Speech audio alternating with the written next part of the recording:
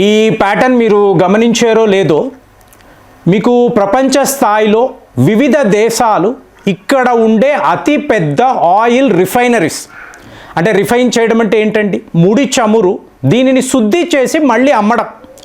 As it ఈస్గా crude ఆయిల్ని మీరు వాడలేరు, మీ బైకులోనో కార్లోనో క్రూడ్ ఆయిల్ని మీరు వాడలేరండి, రిఫైన్ చెయ్యాలి. అలాంటిది మీరు గమనించారు అనుకోండి, ఇది ఒక అతిపెద్ద శాబటోజ్ అనాలా, ఎవరో పనిగట్టుకొని చేస్తున్న కుట్ర అనాలా. పెద్ద పెద్ద రిఫైనరీస్ ఇక్కడంతా కూడా మీకు అగ్ని ప్రమాదాలండి, పేలుళ్ళు. మొన్న రాజస్థాన్లో మీకు హిందుస్థాన్ పెట్రోలియంకి సంబంధించిన 80,000 కోట్ల వర్త్ ఆఫ్, అంటే ఒక యూనిట్ దాని వాల్యూ ఎంత, 80,000 కోట్లు. మోదీ గారు వచ్చి ఇనాగరేషన్ చెయ్యాలండి, దానికి ముందు రోజు చాలా పెద్ద అగ్ని ప్రమాదం. మీకు ఒక కొత్త యూనిట్లో అంత పర్ఫెక్ట్గా ఉంటుంది కదా, మళ్ళీ మీ యొక్క ప్రధానమంత్రి రాబోతున్నారు, ఎలాంటి సెక్యూరిటీ ఉంటుంది, ఏ రకమైన మీరు ఆ జాగ్రత్తలు తీసుకుంటారు, అలాంటిది ఇంత పెద్ద అగ్ని ప్రమాదము ఎలా జరిగింది. సో ఒక్కసారిగా ఎక్స్పర్ట్స్ ఈ ప్యాటర్న్ చూసినప్పుడు బిత్తరపోయారు, షాకింగ్గా ఉంది.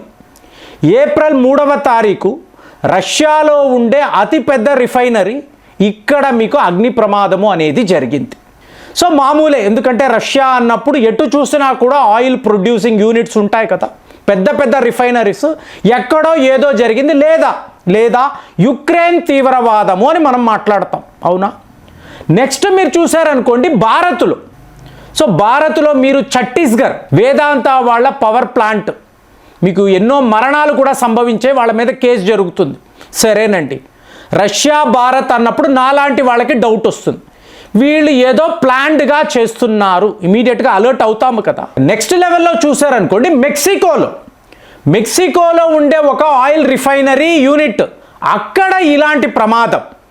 సరేనండి, ఒక కోఇన్సిడెంట్, రష్యా అన్నాము, భారత్ అన్నాము, మెక్సికో అన్నాము. ఇంతలో మళ్ళీ భారత్లో ఇదేమిటి అర్థం కాలేదు, మళ్ళీ భారత్లో ఇంతమంటే ఏంటి, ఎలాంటి సెక్యూరిటీ ఉంటుందండి. ఇప్పుడు ఆపరేషన్ సింధూర్ అన్నప్పుడు పాకిస్తాన్ వాడి యొక్క మిజైళ్ళు, డ్రోన్లు మన ఆయిల్ రిఫైనరీ కంపెనీస్ మీద పడకూడదని ఎన్ని జాగ్రత్తలు తీసుకున్నాం. మరి ఇప్పుడు ఏంటి ఇంత ఓపెన్గా ఎలా జరుగుతుంది. రష్యాలో జరిగింది, భారత్ అంటున్నాం, మెక్సికో అంటున్నాం. ఇంతకు మించి చూడండి, గీలాంగ్ రిఫైనరీ అంటారండి, చాలా చాలా పెద్దది. ఇది ఎక్కడ ఉంటుంది, ఆస్ట్రేలియాలో. మీకు ఆస్ట్రేలియా అన్నప్పుడు ఈ దేశం ఎంత విచిత్రం అండి, భారత్ కన్నా 2 పెద్దది. ఇక చందమామ కన్నా ఇది పెద్ద. మీరు డయామీటర్ అన్నారు అనుకోండి, ఆస్ట్రేలియా దగ్గర 4,000 కిలోమీటర్ల వైశాల్యం. అదే చందమామ అన్నారు అనుకోండి 3,474 కిలోమీటర్లు. అంటే చందమామ కన్నా ఆస్ట్రేలియా యొక్క డయామీటర్ పెద్దది. కానీ పాపులేషన్ అన్నారు అనుకోండి 2.77 crores మాత్రమే. అంటే మీరు ముంబై అన్నారు అనుకోండి 2.55 కోట్లు. మీకు ఎంత పెద్ద దేశము, కానీ జనాభా అన్నప్పుడు ఆల్మోస్ట్ ముంబైకి ఈక్వలెంట్. అలాంటి దేశంలో ఇవాళ ఆయిల్ క్రైసిస్ ఏంటి, ఒక అతిపెద్ద రిఫైనరీలో మంటలు, ఎటు చూసినా మంటలు. ప్రజలకు ఏమీ అర్థం కావడం లేదు. చిన్నపాటి ప్రమాదం జరిగితేనే వాళ్ళు ఎంత హడావిడి చేస్తారు. ఇవాళ వాళ్ళ ఒక అతిపెద్ద రిఫైనరీలో ఇలాంటి మంటలు అన్నప్పుడు ఎలాంటి సెక్యూరిటీ ఉంటుందండి. ఎలా జరిగింది ఆస్ట్రేలియా లాంటి దేశంలో ఇంత పెద్ద అగ్ని ప్రమాదము ఎలా జరిగింది ఆలోచించాలి. సడన్గా రొమేనియా అంటున్నారు చూడండి. మీకు ఈస్ట్ యూరోప్, మీకు ఇండియన్ సబ్ కాంటినెంట్, మళ్ళీ మీకు మెక్సికో, ఇటు ఆస్ట్రేలియా, సడన్గా రొమేనియా అంటే యూరోప్లో ఉండే ఒక దేశము. అక్కడ మళ్ళీ ఇలాంటి, అంటే ఇది ఒక పెద్ద శాబటోజ్ అని మీరు నమ్ముతున్నారా? ఎవరో పనిగట్టుకొని ఒక టీం పనిగట్టుకొని ప్రపంచంలో మీకు ఇలాగ ఆయిల్ క్రైసిస్ను క్రియేట్ చేసి, ఇప్పుడు ఇదే మనం మాట్లాడుతున్నాం కదండి, ఎందుకండి యుద్ధాలు అంటున్నాం. ఈ కుట్రను చూడండి.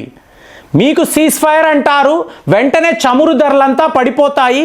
ఎవరెవరు ట్రంప్కు సంబంధించిన కంపెనీస్ టకా కొనేస్తారు. ఇమీడియట్గా బాస్ అయిపోయింది మేము కొనేసామంటే యుద్ధము అంటాడు. రేపు ఫ్రైడే కదా. సో మీకు పాకిస్తాన్లో పీస్ టాక్స్ క్లియర్గా చెప్పేస్తున్నాడు ట్రంప్, మీరు అక్కడ పీస్ టాక్స్ నిర్వహించండి, అది కొలాప్స్ అయిపోతుంది, ఇమీడియట్గా మేము ఇరాన్పై యుద్ధము ప్రకటిస్తాము, వెంటనే చమురు ధరలంతా ఆల్రెడీ చెప్తున్నారు, ఇది జరగబోతుందని ప్రపంచంలో ఎంతోమందికి తెలుసు. 98 అమెరికన్ డాలర్ పర్ బ్యారెల్ అండి, 80 ఉన్నది మీకు ఇవాళ 98. బంగారం ధరలు కూడా పెరిగిపోతున్నాయి, అంటే తగ్గించారు, బాగా తగ్గించారు. ఇప్పుడు మళ్ళీ యుద్ధము అని చెప్తున్నారు, మళ్ళీ ధరలు పెరిగిపోయి ఇది ఒక ఆటలా ఉందండి.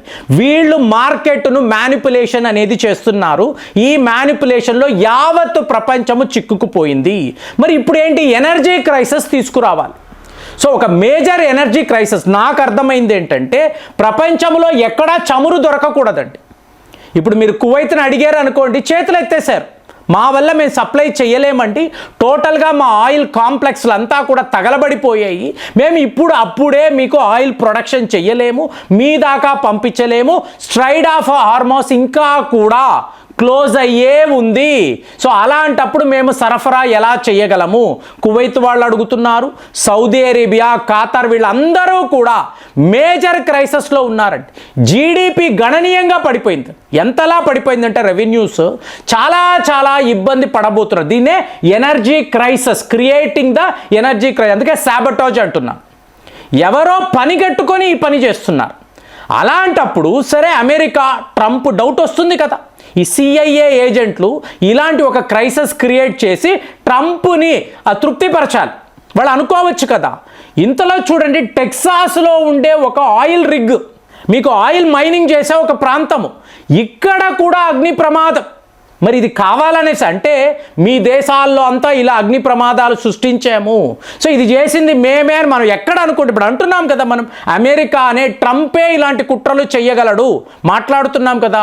చూడండి, స్వయాన మా అమెరికాలోనే ఇలాంటి అగ్ని ప్రమాదము జరిగింది అంటే ఏంటి, బియాండ్ అస్. రష్యా కాదు, అమెరికా కాదు, భారత్ కాదు, ఆస్ట్రేలియా కాదు, ఎవరో ఎక్కడో ప్లాన్డ్గా ఇలాంటి అగ్ని ప్రమాదాలను, ఇలాంటి పేలుళ్లను.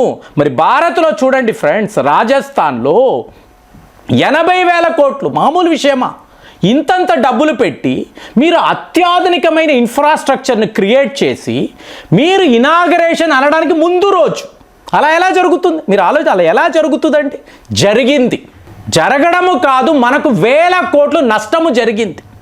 రష్యా వాళ్ళు లబోదిబోం అంటున్నారు, అమెరికా వాడు మాకే ఇదే పరిస్థితి. అంటే ఏంటి, వెనుజులా దగ్గర ఉండే oils 31 trillion American dollars worth of చమురు అక్కడ ఉంది.